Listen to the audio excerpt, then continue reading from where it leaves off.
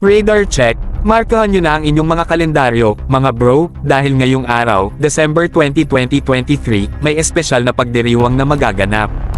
Ito ang commissioning ng unang JAIC FPS-3ME Air Defense at Surveillance Radar System na ibinigay ng sikat na Japanese tech giant na Mitsubishi Electric Corporation sa 580th Aircraft Control and Warning Wing ng Philippine Air Force. Ramdam nyo na ba ang excitement, mga bro? Ang high-tech na radar system na ito ay matatagpuan sa Wallace Air Station sa San Fernando, La Union Province. Ito ay isang state-of-the-art na kapalit para sa mga lumang American-made Bendixan FPS-20 Target Locator Radar at General Electric and FPS-6 Elevation Locator Radars na nagsimulang gumana noong dekada 50 pa. Astig na upgrade, mga bro. Pero hindi lang doon nagtatapos ang saya, mga bro. Handa na ba kayo sa mas nakakaengganyong balita? Ang radar sa Wallace Air Station ay simula pa lang.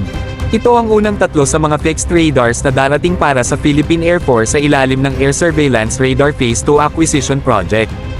At dito pa lang hindi pa tapos, ito ay bahagi ng Horizon 2 Phase Project sa ilalim ng Revised AFP Modernization Program.